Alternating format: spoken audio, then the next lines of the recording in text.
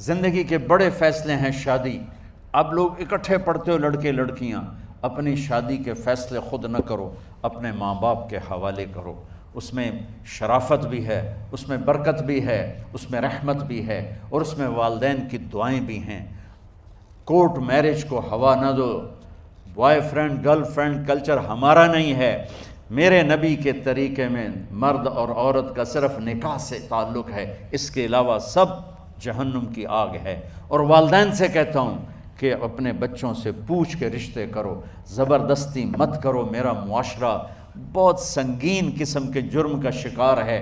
بچوں پہ مسلط کر دیتے ہیں، ایتھے ہی کرنی ہے، ایسے جٹائیں چی کرنی ہے، بٹائیں چی کرنی ہے، پتہ نہیں آئے کتوں ہیں جٹ بٹ. چلو تم ناراض نہ ہو، راجپوتائیں چی کرنی، میں راجپوت ہوں، میں اپنی قوم کو بھی رگڑ دیتا ہوں. راجپوتائیں چی کرنی، اگاں کرنی ہی کوئی نہیں. یہ ظلم و ستم اولاد پہ مت کرو. اپنی بچی سے پوچھو، اگر بیٹی ہاں کرے تو پھر قدم اٹھاؤ. اگر بیٹی کہہ دے میں نہیں کرنا چاہتی تو وہ نافرمان نہیں ہے. اللہ کے واسطے میری سنو، صرف تم نہیں سن رہے ہو، اس کیمرے سے لاکھوں کروڑوں لوگ سن رہے ہیں. اگر بیٹا یوں کہہ دے کہ ابا میں نے یہاں شادی نہیں کرنی، میرا جی نہیں چاہتا ہے، تو وہ بیٹا نافرمان نہیں ہے، فرما بردار ہے. اس نے شریعت کا حق استعمال کیا ہے. اب ایسا ظلم مت کرو کہ نہیں اتھے ہی کرنی ہے، اتھے گھروں نکل جا. زندگی تم نے تو نہیں گزارنی، زندگی تو بچے نے گزارنی. میں قربان جاؤں. ایک حدیث سنو پہلے، پھر اگلی بات سناتا ہوں. ما تزوجت وما زوجت الا بوحی من السماء نزل به جبریل. لوگو سنو، میں نے جہاں شادی کی، میں نے جہاں بیٹی کی شادی کی، پہلے آسمان سے جبریل فرشتہ اللہ کا حکم لے کر آیا، پھر میں نے قدم اٹھایا. سمجھ گئے میری یہ بات سمجھ گئے سارے؟ اب اگلی سنو. حضرت علی فاطمہ کا رشتہ لینے آ گئے، اور جبریل ان سے پہلے آ گئے کہ یا رسول اللہ فاطمہ علی کے لیے ہے. باپ محمد مصطفیٰ جیسا ہے، رشتہ مانگنے والا علی جیسا ہے، اور بیٹی فاطمہ جیسی ہے. اور آپ پوچھتے ہیں علی کیسے آئے؟ وہ شرم کی وجہ سے کچھ کہہ نہ سکے، چپ. آپ کو تو پتہ تھا، آپ نے فرمایا فاطمہ کے رشتے کے لیے آئے ہو؟ کہا جی. تو جبریل تنال بیٹھا ہوا ہے کہ یا رسول اللہ اتھے ہی کرنا ہے. آپ نے ہاں نہیں کی، آپ نے کہا انشاءاللہ، اور یہ کہہ کر اٹھ گئے. انشاءاللہ نبی کا ہاں ہی ہوتا ہے، لیکن جبریل کے آنے کے باوجود اور اللہ کے کہنے کے باوجود میرے نبی کو بھی پتہ ہے کہ یہ رشتہ یہاں کاتب تقدیر نے لکھ دیا ہے، لیکن امت کو سبق سکھانے کے لیے آپ گھر تشریف لے گئے. بیٹی فاطمہ؟ کہ جی یا رسول اللہ. کہا علی کا رشتہ آیا ہے، میں ہاں کر دوں؟ سبحان اللہ. میں اپنے دیہاتی بچیوں پہ مجھے رونا آ گیا کہ جنہیں پتہ ہی نہیں ہوتا سانو کہیں دے نال بندے پہ جانور ہے یا انسان ہے.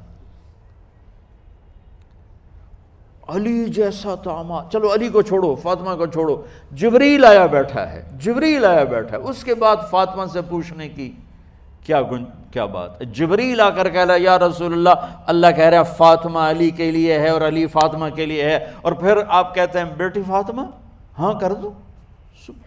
ہماری تو آج کی بیٹیاں انکار نہیں کرتی، چپ کر کے گاں ماش طرح بن چھڑ دین کلے نال.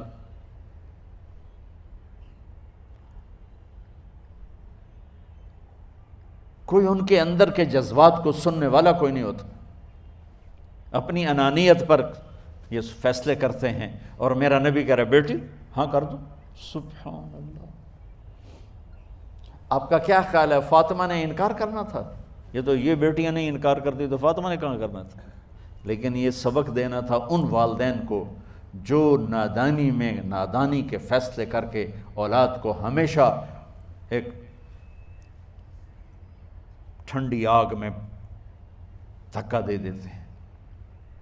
حضرت فاطمہ رضی اللہ تعالیٰ عنہا نے جب ہاں کی پھر آپ باہر نکلے. اچھا مزے کا واقعہ ہو، حضرت علی اٹھ کے باہر نکلے تو صحابہ باہر کھڑے انتظار کر رہے تھے کہ کیا ہوا. حضرت علی کو بھیجنے والے تھے عبد الرحمن بن عوف. پہلے ابو بکر گئے تو آپ نے انکار کر دیا، عمر گئے، رشتہ مانگا، آپ نے انکار کر دیا۔ عبد الرحمن بن عوف نے علی سے کہا آپ جائیں، آپ کا رشتہ رد نہیں ہوگا۔ کہنے لگے میرا تو ذاتی گھر بھی کوئی نہیں، مجھے کہاں سے رشتہ ملے گا، میں تو بالکل غریب ہوں۔ کہا نہیں تم جاؤ۔ تو واپس آتے انہوں نے عبد الرحمن بن عوف پہ چڑھائی کر دی، وہ کیا ہے نا تو میں نے گلے آئی، انکار ہو گیا۔ تو صحابہ نے پوچھا کیا ہوا؟ کہا کچھ کہا ہی نہیں، چپ کر کے اٹھ گئے۔ تو عبد الرحمن بن عوف کہنے لگے کچھ بولے صحیح، کہ بس اتنا کہا انشاءاللہ، کہا تو مبارک ہو، نبی کا انشاءاللہ ہاں ہوتا ہے۔ کہا اچھا، تو اتنے میں آپ باہر تشریف لے۔ کہا علی، کہا جی، کہا لو بلاؤ، لوگوں کو بلاؤ۔ ساری مسجد بھر گئی، آپ کی ساری مسجد فل ہو گئی۔ آپ ممبر پہ کھڑے ہوئے علی کو سامنے بٹھایا، کہا لوگو یہ جبریل میرے پاس اللہ کا پیغام لائے ہیں کہ میں فاطمہ بنت محمد کا نکاح علی بن ابی طالب کے ساتھ کر دوں۔ پھر آپ نے خطبہ پڑھا اور کہا کہ علی، ہائے ہائے ہائے، میں نے فاطمہ بنت محمد کو 400 درہم مہر کے عوض تیرے نکاح میں دیا، تو نے قبول کیا؟ حضرت علی نے زور سے نعرہ لگایا میں نے قبول کیا، اور سجدے میں چلے گئے، اللہ کا شکر کا سجدہ ادا کیا۔ پھر میرے نبی نے وہیں سارے مجمع کو شہد کا شربت پلایا اور تازہ کھجوریں کھلائیں۔ اور پھر جب رخصتی ہوئی تو آپ نے حضرت علی سے فرمایا کہ آپ آ کے لے جاؤ۔ پھر آپ نے حضرت ام سلمہ، حضرت حفصہ اور جناب حضرت عائشہ رضی اللہ تعالیٰ عنہ، ان تینوں کو بلا کر فرمایا تمہیں پتہ ہے نا مجھے فاطمہ سے کتنا پیار ہے، تو تم فاطمہ کو دلہن بناؤ، اس کی تیاری کرواؤ، اسے دلہن بناؤ۔ تو ان تینوں نے حضرت فاطمہ کو دلہن بنایا۔ پھر آپ نے حضرت علی کو پیغام بھجوایا، وہ تشریف لائے، اپنی اونٹنی لے کر آئے، حضرت عقیل ساتھ ہے، سلمان فارسی ساتھ ہے، اور دروازے پر اونٹنی بٹھائی، آپ علی کو اندر لے گئے اور یوں فاطمہ کا ہاتھ پکڑ کے علی کے ہاتھ میں دے کر فرمایا علی تمہیں نبی کی بیٹی مبارک۔ سبحان۔ پھر آپ نے کہا میری بیٹی فاطمہ، مجھے اپنے خاندان میں جو سب سے زیادہ محبوب تھا میں نے تیرا ہاتھ اس کے ہاتھ میں دے دیا ہے۔